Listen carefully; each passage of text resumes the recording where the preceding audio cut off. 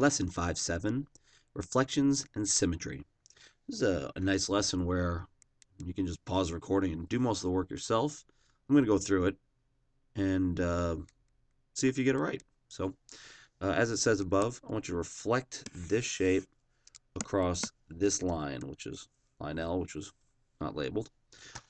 So you just want to copy it across. I had people do this with paper where they just took a pencil and then they folded a line here and they just did their best to see what it looked like. Another way to do it is just say go perpendicular and go the same distance roughly. So that's about C. I'll erase all my construction lines. And perpendicular, about the same distance, that's B. And perpendicular, about the same distance, that's A. And we're good to go.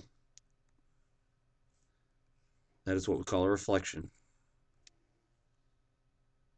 Now we don't label these A, B, C because they're not. They're new points. So we put these little tick marks above them and we pronounce that C prime.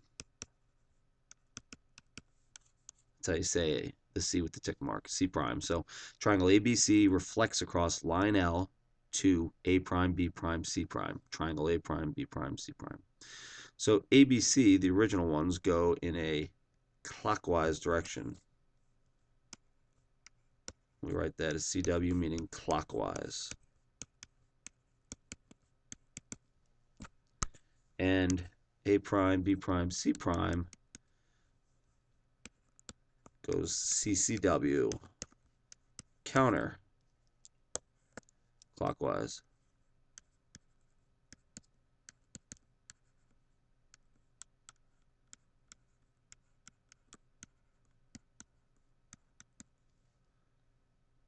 So are the two triangles congruent? If you look at them, I would say yes. How do I know? Well, I would measure the sides.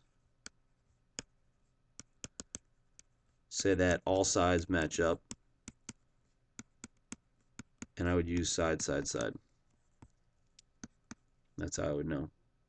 Now I already had lines between each old and new points. And the lines I said when I was constructing them, they're perpendicular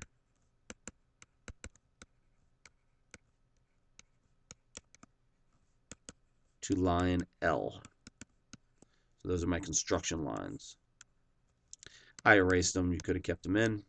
Probably if you erased them, see the faint remnant of the lines, but they're perpendicular. So now can we do it on a coordinate plane? Plot these points.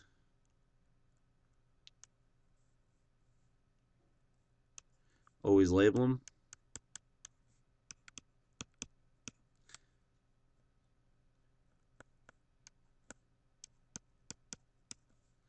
And let's connect them so we make a triangle just so we can see things a little bit easier. Not bad. Let's reflect it across the y-axis. This is the y and this is the x. And if we reflect, like I said, count how many went over. This would be negative 2 comma 6. Be negative 4 comma 2.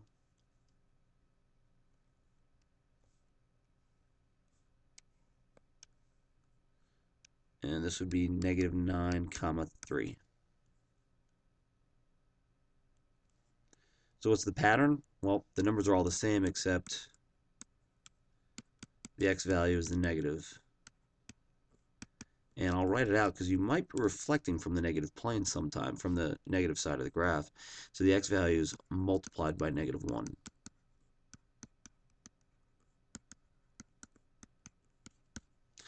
Now, change up colors. Let's try it across the x-axis. Here, here,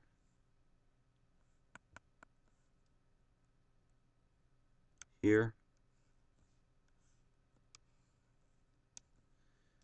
4 comma negative 2, 9 comma negative 3, 2 comma negative 6. So So what's the rule for this reflection?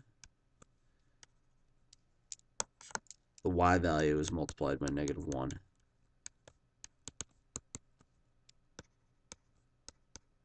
A lot of this is very intuitive. Just play with it, and it makes sense.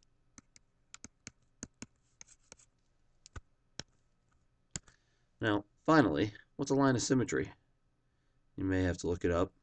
Don't worry about actually emailing me anything because I don't want it at this time. You have a line of symmetry. You have one. And it means I can reflect the left side and the right side of my body.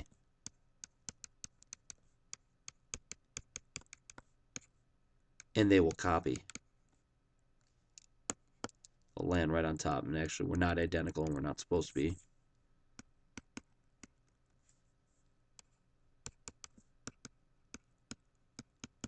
But if you look at something like a square, it's a four-sided shape, it's going to have 4 lines of symmetry.